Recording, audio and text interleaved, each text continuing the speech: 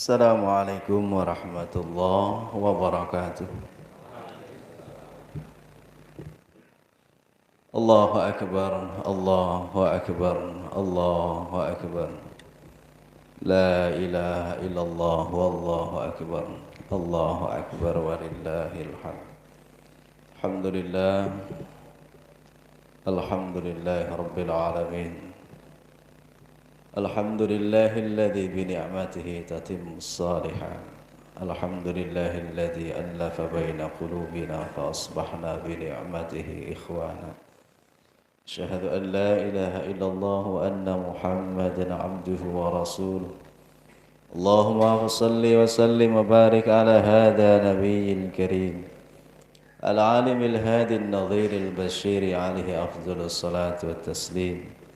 وعلى آله وأصحابه وأنصاره وجنوده ومن تبعهم بإحسان إلى يوم الدين أما بعد فيا عباد الله أوصي بنفسي وإياكم بتقوى الله وطاعته لعلكم تفلحون وقال تعالى في محكمه العزيز أعوذ بالله السميع العليم من الشيطان الرجيم يا أيها الذين آمنوا اتقوا الله حق تقاته ولا تموتن إلا وأنتم مسلمون يا أيها الذين آمنوا اتقوا الله وقولوا قولا سديدا يصلح لكم أعمالكم ويغفر لكم ذنوبكم ومن يطع الله ورسوله فقد فاز فوزا عظيما وقال أيضا سارعوا إلى مغفرة من ربكم وجنة أرضها السماوات والأرض وعدت للمتقين صدق الله العظيم. Ma'asyiral ikhwani wal akhwat, jamaah sekalian yang dirahmati Allah, segala puji milik Allah, zat yang telah menakdirkan kita pagi hari ini untuk bisa melaksanakan ibadah, untuk melaksanakan khidmat kita, pengabdian kita kepada Allah melalui salat sunnah Idul Adha. Semoga segala kebaikan yang kita lakukan tercatat sebagai amal saleh di hadapan Allah Ta'ala. Amin ya rabbal alamin. Salawat salam senantiasa kita sanjungkan ke atas Nabi kita Rasulullah Muhammad sallallahu alaihi wa alihi wasallam. Allahu akbar, Allahu akbar, Allahu akbar walillahil hamd. Jamaah sekalian, tanpa kita sadari Allah telah memberikan banyak anugerah nikmat kepada kita. Hari ini tepat setahun dari waktu Idul Adha yang lalu, Allah memberikan kesempatan hidup kepada kita. 1 tahun 365 hari Allah berikan waktu kepada kita untuk membenahi diri, untuk menyempurnakan sesuatu yang masih kurang, melengkapi sesuatu yang masih kurang. Dan alhamdulillah sampai detik ini Allah berikan kesempatan itu kepada kita. Saudara kita yang sedang melaksanakan haji hari ini, tahun ini, mereka jauh diberikan kenikmatan oleh Allah Ta'ala. Maka kita pun doakan mereka, semoga mereka pulang ke tanah air membawa kebaikan. Haji mereka semuanya menjadi haji yang mabrur wal mabrurah. Amin ya rabbal alamin. Jamaah sekalian yang dirahmati Allah, peristiwa haji yang terjadi ribuan tahun yang lalu tak pernah lekang dari nilai-nilai sejarah dan nilai-nilai kebaikan. Sudah berkali-kali khatib menyampaikan dalam majlis ini bahwa Idul Adha dengan segala bentuk reka ibadah yang terdapat di dalamnya mengandung hikmah, mengandung ibrah dan pelajaran yang tak ternilai harganya. Jamaah sekalian, bermulalah sejarah ini dari keluarga Ibrahim alaihissalam sebagaimana yang Rasul dan sunnah Rasulullah sallallahu alaihi wasallam. Ibrahim seorang makhluk Allah yang sempurna dan paripurna dalam keimanannya, memberikan contoh, memberikan gambaran kepada kita tentang contoh manusia yang sempurna keyakinan dan keimanannya kepada Allah. Manakala Ibrahim alaihissalam mula-mula diperintahkan oleh Allah untuk mengasingkan dan menjauhkan Ismail kecil, Hajar istrinya, di suatu tempat yang sangat jauh, yang sangat tidak terjangkau pada masa itu oleh kaki manusia biasa. Ibrahim hidup di Syam, sementara Allah memerintahkan kepada beliau untuk mengasingkan istrinya ke tanah gurun yang jauh, yang sangat jauh. Waktu itu namanya adalah Bakkah.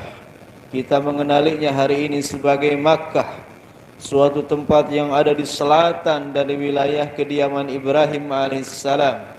Tak kurang 800 kilometer. Ibrahim diperintahkan untuk mengasingkan istrinya, bukan ke tempat yang lebih baik daripada tempat yang semula ditempatinya, tempat yang lebih aman, bukan tempat yang lebih terjamin makanan dan kesehatan dan jiwa keselamatannya. Tetapi Ibrahim diperintahkan oleh Allah untuk mengasingkan istri dan anak kecil yang masih lucunya itu ke suatu tempat yang tanpa jaminan apapun, tanpa jaminan penghidupan, tanpa jaminan masa depan apalagi, bahkan tanpa jaminan keamanan. Kalau bukan karena perintah Allah dan kalau bukan karena kesempurnaan iman, manalah mungkin Ibrahim waktu itu mampu melaksanakannya. Kekuatan iman ini sebenarnya bukan hanya dimiliki oleh Ibrahim. Andai saja iman ini hanya bertumpu kepada satu pihak, mesti akan ada tantangan dari pihak yang lain.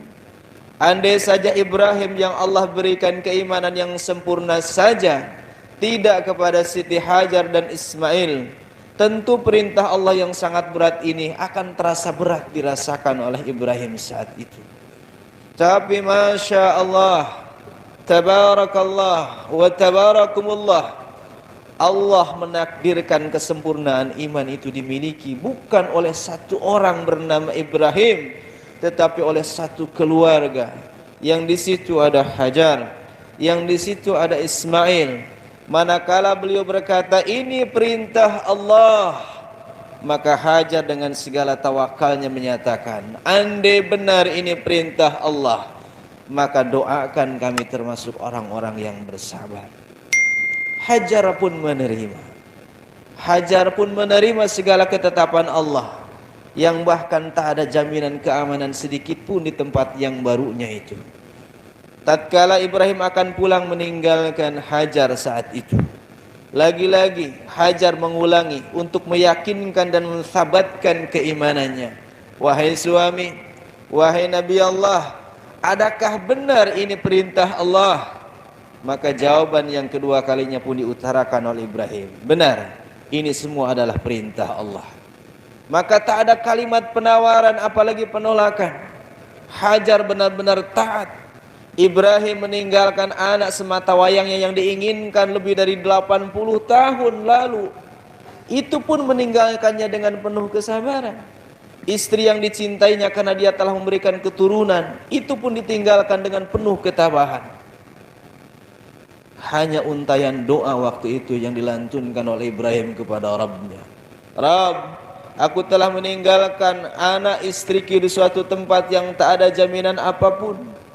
Bibadin ghairi dhi zar'in, bahkan tanaman tumbuhan pun tak tumbuh di situ ya Allah. Logikaku, akalku mengatakan tak ada jaminan keselamatan kehidupan sedikit pun. Tapi karena keimanannya yang tak pernah sedikit pun ragu dengan janji Allah, maka Ibrahim dengan segala keyakinannya itu rela dengan teguh meninggalkan istrinya semata-mata karena pasrah saja kepada Allah Ta'ala. Jamaah sekalian, dari sini kita bisa mengambil pelajaran berharga. Betapa yang pertama, iman akan senantiasa diuji oleh Allah Ta'ala. Iman memerlukan ujian, dan ujian adalah bagian yang tak terpisahkan dari iman. Semakin tinggi keimanan seseorang, maka akan semakin tinggi pula cara Allah untuk mengujinya. Itu sudah sunnatullah.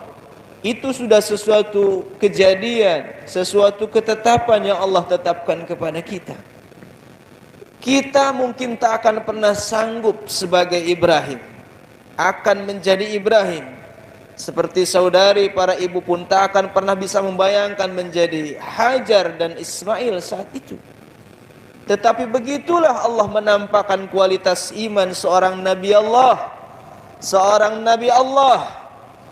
Khalilullah wa Khalilur Rahman, kekasih Allah, kekasih Ar-Rahman, Ibrahim alaihissalam.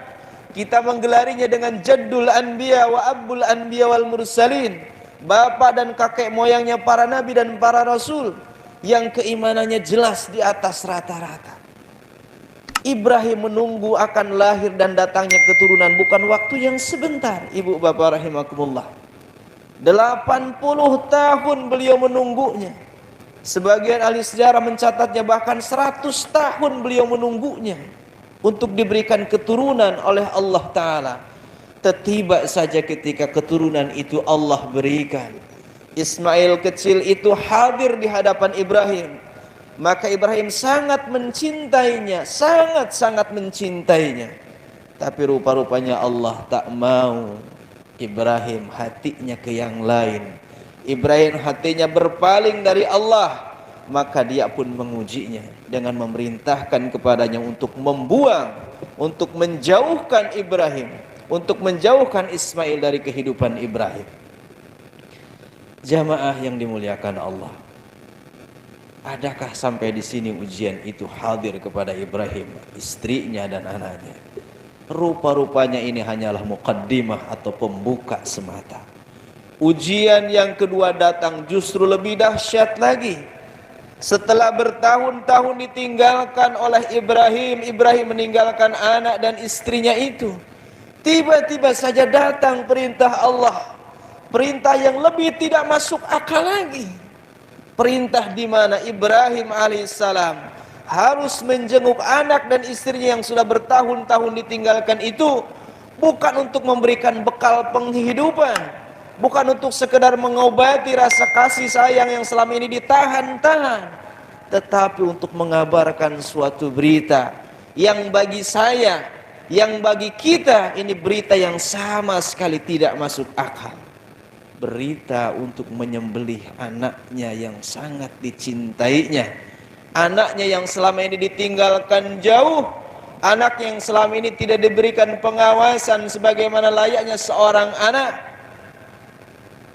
Lagi-lagi bukan Ibrahim namanya. Kalau bertanya kepada Tuhannya, kepada Rabbnya, Rabb, tidakkah ada perintah yang lebih gila lagi daripada ini? Tidakkah ada perintah yang lebih layak lagi daripada ini? Tidakkah ada perintah yang lebih manusiawi lagi daripada ini? Semua pertanyaan-pertanyaan manusia biasa dan awam macam kita sungguh tak terucap sedikit pun dari mulut Ibrahim alaihissalam. Benar kalau dia digelari dengan Khalilullah, kekasih Allah, sebab tak ada satupun permintaan kekasihnya yang diragukan oleh hatinya, lebih-lebih ditolak lagi oleh beliau. Ketika Allah memerintahkan kepada Ibrahim untuk menyembelih anak yang sangat dicintainya itu, dan dia yakin itu perintah Allah, maka tak ada sedikit pun keraguan di dalam hatinya. Beliau berangkat menuju tempat yang dulu pernah beliau lakukan. Beliau titipkan anak dan istrinya di tempat yang tadi. Beliau katakan kepada istrinya, beliau sampaikan kepada anaknya perihal perintah Allah itu. Dan lagi-lagi jawabannya di luar nalar kebiasaan manusia awam macam kita. Istri dan anaknya pun berkata, andai benar ini perintah Allah, maka tak ada jalan bagi kami kecuali berpasrah kepadanya. Perintah yang sangat tak masuk akal hadirin. Perintah yang berlawanan dengan hati nurani. Kalau bukan diterima dengan iman, rasanya mustahil perintah itu mampu kita laksanakan. Jamaah, pengorbanan Ibrahim kepada agama tak terhingga. Ketaatan Ismail dan Hajar kepada Allah tak terbatas. Lalu apa, bentuk macam mana ketaatan seperti apa yang telah kita berikan kepada Allah? Ketaatan yang macam mana yang telah kita berikan kepada Allah? Ketundukan macam apa yang telah kita berikan kepada Allah? Bukankah kita selama ini mengatakan nahnu muslimun, kita ini muslim, kita ini orang-orang yang berpasrah diri kepada Allah. Lalu kenapa kita melaksanakan perintah yang bahkan tidak ada sedikit pun bandingannya seperti perintah Allah kepada Ibrahim pun kita masih sering kali menolak dan mengabaikannya. Perintah ibadah sehari-hari kita, perintah kita salat, perintah kita menunaikan zakat, perintah kita berpuasa Ramadan, perintah kita untuk berbaik dengan orang tua, berbaik dengan tetangga, berhaji manakala kita mampu. Itu perintah yang jauh lebih masih manusiawi daripada perintah Allah kepada Ibrahim. Pun kita masih senantiasa mengurai-nguraikannya, menunda-nundanya, terasa berat di hati, ingin rasanya sekali menawarnya kepada Allah Ta'ala. Kenapa jamaah? Kenapa ini ada dalam diri kita? Berpuluh kali Idul Adha telah kita lakukan, berkali-kali kurban telah kita laksanakan, tetapi sungguh pelajaran berharga ini seringkali kita masih melupakan. Berbicara Idul Adha adalah berbicara Ibrahim. Berbicara Ibrahim adalah berbicara ketaatan. Dan berbicara ketaatan adalah berbicara ketundukan total kepada Allah. Dan berbicara ketundukan total adalah berbicara pengorbanan. Inilah sejatinya makna hakikat daripada Idul Adha. Sejarah Ibrahim yang melatar belakangnya, yang semestinya menjadi i'tibar dan ibrah untuk kita sekalian. Kita semestinya malu kepada Allah, malu kepada kekasih Allah Ibrahim, malu kepada Hajar istrinya, malu kepada Ismail yang kita adalah umatnya. Rasulullah Muhammad adalah turunan Ismail, Ismail dari Ibrahim. Kita ini umat beliau, malu. Beranikah kita menatap wajah-wajah mulia beliau nanti di akhirat? Kita mengatakan kami ini adalah umatmu, sementara jiwa ketaatan dan ketundukannya, sementara pengorbanan kita kepada Allah tak ada sedikit pun nilai bila dibanding dengan ketaatan, ketundukan dan pengorbanan mereka kepada Allah Ta'ala. Jamaah, kapan kita akan merasa malu kepada Allah? Kapan hati ini kita tundukkan total kepada Allah? Kapan Allah ini hadir dalam hati kita, dalam diri kita? Setiap perintah Allah yang mampu kita laksanakan, maka tanpa berpikir panjang, tanpa mengulang-ulang, bahkan pertimbangan, tanpa berlama-lama kita mengikuti perintah Allah itu tanpa sedikit pun keraguan. Kapan jamaah? Kapan kita akan melaksanakannya? Setiap hari kita berjanji kepada Allah, qul inna salati wa nusuki wa mahyaya wa mamati lillahi rabbil alamin. Sungguh salatku, ibadahku, hidupku, matiku untuk Engkau ya Allah. Lillahi rabbil alamin. Maka lillah yang mana yang kita sebut itu? Nyatanya ketundukan kita selalu dalam kehidupan sehari-hari, dalam kebiasaan kita, lebih kepada nafsu, lebih kepada syahwat daripada Allah Ta'ala. Tidakkah kita nanti akan merasa malu berjumpa dengan Rasulullah SAW? Tidakkah kita akan malu nanti ketika kita menatap wajah-wajah mulia mereka? Ketika kita mengaku-ngaku diri kita sebagai umatnya, ketika kita ngaku-ngaku bahwa kita ini Muslim, kita ini Islam, tapi ternyata kemusliman dan keislaman kita masih jauh dari keharusannya, masih jauh dari kesungguhannya. Jamaah sekalian, khatib berharap momen Ramadan, momen Idul Adha tahun ini benar-benar menyadarkan kita. Entah Idul Adha yang akan datang kita masih bisa menikmatinya atau tidak. Entah hari raya kurban yang akan datang kita masih diberikan kesempatan oleh Allah atau tidak. Tetapi mari kita gunakan saat-saat berharga ini untuk kembali merendahkan pandangan kita, menundukkan kembali kepala kita, bahwa selama ini kita mengaku-ngaku diri kita muslim. Kita berikrar di hadapan Allah, inna salati wa nusuki wa mahyaya wa mamati lillahi rabbil alamin. Kita berikrar, berjanji kepada Allah untuk apa yang ada dalam diri kita. Semua yang kita lakukan harus benar-benar karena Allah, dan memang tujuan hidup itu hanya kepada Allah saja. Itu benar-benar kita lakukan, dan benar-benar menjadi jiwa dalam kehidupan kita sehari-hari. Jamaah sekalian yang dirahmati Allah, maka banyak fenomena, banyak pelajaran dari Idul Adha yang dilakukan oleh kita hari ini yang berangkat dari sejarah ribuan tahun yang lalu itu.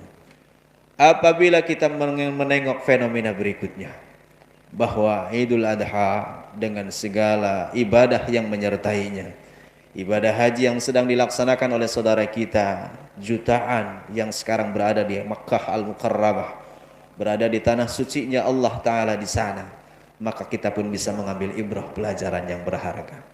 Berkumpulnya jutaan manusia dengan berbagai latar belakang, dari semua suku, bangsa, agama, ras, dan bahasa.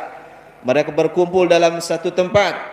Mereka melafazkan kalimat yang sama, talbiyah yang sama, labbaik Allahumma labbaik, labbaik Allahumma labbaik. Mereka lantunkan kalimat yang sama, ucapan yang sama, keinginan yang sama, niat yang sama, yang dituju pun sama. Ini mengajarkan kepada kita tentang konsep kebersamaan, konsep kesatuan. Semestinya umat Islam sudahi, selesaikan masalah-masalah yang tak bermanfaat, perbedaan-perbedaan yang tak mendorong kita untuk produktif dalam beramal. Sudahlah kita selesai bertikai, saling sikut, saling menjelekkan dan menjatuhkan. Saatnya kita belajar dari haji saudara-saudara kita yang sekarang sedang melaksanakannya. Mereka bersatu tanpa bertanya Anda siapa. Mereka berkawan bersaudara tanpa bertanya Anda dari mana, fahamnya apa, organisasinya apa, tanpa bertanya terlebih dahulu. Tapi mereka bisa melakukan kegiatan amal ibadah dengan bersama-sama. Inilah yang kita rindukan. Inilah yang kita butuhkan oleh umat ini hari ini. Kebersamaan. Wahdah. Wahdatul ummah. Kebersamaan dan penyatuan umat itu hari ini sangat kita butuhkan, dan semestinya kita ambil pelajaran itu dari haji yang sedang dilaksanakan oleh saudara-saudara kita di sana. Yang kedua, labbaik Allahumma labbaik adalah simbol respon kita kepada Allah Ta'ala. 1 tahun sekali atau bahkan seumur hidup dalam sekali kehidupan kita, sekali Allah perintahkan kita berhaji. Kita diperintahkan untuk mengucapkan talbiyah labbaik Allahumma labbaik. Adalah ungkapan di mana kita merespon panggilan Allah Ta'ala. Jamaah, ini adalah cara Allah mengingatkan kita saja. Karena faktanya dalam sehari semalam kita pun dipanggil 5 kali minimal oleh Allah Ta'ala. Orang yang pernah berhaji, orang yang pernah belajar mempelajari haji, orang yang pernah mendengarkan kalimat talbiyah labbaik Allahumma labbaik, mestinya dia sadar bahwa dalam kehidupannya tak ada kewajiban apapun kecuali menyembah Allah Ta'ala saja. Dan Allah menyeru kita karena sayangnya dia kepada umatnya, walaupun Allah tak butuh dengan amal kita. Sehari semalam minimal Allah seru dan panggil kita 5 kali. Azan yang dikumandangkan sejatinya cara Allah menyayangi kita dengan memanggil untuk datang ke rumahnya, memanggil untuk bertemu dengan dia. Pertanyaannya, lalu seperti apa respon kita kepada Allah dalam panggilan harian itu? Semestinya ini pun mengingatkan kita bahwa Allah Ta'ala memanggil kita sehari semalam 5 kali minimal. Ini harus kita laksanakan, harus kita lakukan dengan penuh ketaatan dan ketundukan sebagai wujud kita mengambil pelajaran dari Idul Adha, dari apa yang dilakukan dalam berhaji oleh saudara kita di tanah suci sana. Terakhir, pelajaran berharga dari semua rangkaian ibadah haji ialah berkurban. Di awal tadi khutib sudah menyampaikan bahwa tak ada ibadah, tak ada keimanan, tak ada ketaatan yang tanpa luput dari ujian. Sebab memang iman memerlukan ujian, dan hakikat ujian ialah pengorbanan. Itu dibuktikan dengan adanya salah satu ibadah dari rukun haji, yaitu udhiyah. Orang kita di Indonesia menyebutnya berkurban. Berkurban sama dengan kata korban, berkorban. Maknanya apa? Tadhiyah, berkorban dalam beribadah, berkorban dalam beragama adalah keniscayaan. Maka sejauh mana dan sejauh apa pengorbanan kita untuk Allah, pengorbanan kita untuk agama, pengorbanan kita untuk masa depan kita di akhirat, semestinya harus kita tanyakan setiap waktu, setiap saat. Selepas kita melaksanakan Idul Adha dengan semua rangkaian ibadahnya, mari jamaah sekalian kita tingkatkan jiwa, iman, taqwa dan pengorbanan kita kepada Allah Ta'ala. Semoga Allah Ta'ala memberikan taufik hidayah, inayah kepada kita sekalian. Allah Ta'ala menolong kita dengan pertolongannya, sehingga hari demi hari kita mampu memperbaiki diri. Hari demi hari kita mampu menyempurnakan keimanan dan keislaman kita. Hari demi hari kita semakin dekat dengan ajal, semakin dekat dengan kematian. Allah pun semakin memperbaiki, semakin menyempurnakan kualitas iman dan Islam kita. Amin ya rabbal alamin. Innallaha wa malaikatahu yusholluna 'alan nabi. Ya ayyuhalladzina amanu shallu 'alaihi wa sallimu taslima. Allahumma shalli wa sallim wa barik ala hada nabiyil karim wa ala alihi wa ashabihi wa ansarihi ajma'in. Alhamdulillahi rabbil alamin. Hamdan syakirin, hamdan na'imin. Lakal hamdu ilaikal mushtaka wa antal musta'an wa la hawla wa la quwwata illa billah. Allahumma rahmataka narju fala takilna ila nafsina tarfata 'ain wa aslih lana sya'nina kullahu la ilaha illa anta. Allahumma nashhadu bi annaka antallahul ahadus samad alladzi lam yalid wa lam yulad wa lam yakul lahu kufuwan ahad.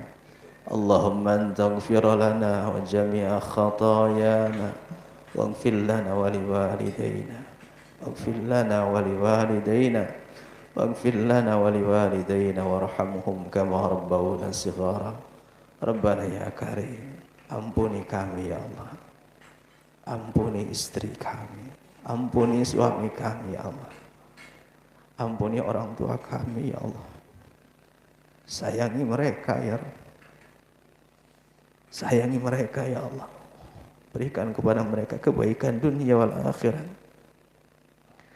Rabb, bimbing kami ya Allah, bimbing istri kami, bimbing suami kami, bimbing anak-anak kami ya Rabbana. Sungguh tanpa bantuanmu, tanpa pertolonganmu kami tak mampu berbuat apapun kepada mereka.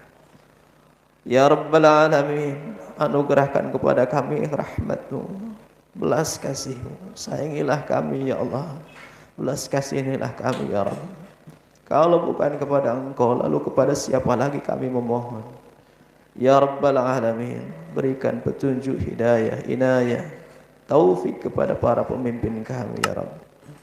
Berikan mereka kekuatan menunaikan amanahnya, mereka bisa amanah melaksanakan tugas dan janjinya ya Rabbal Alamin.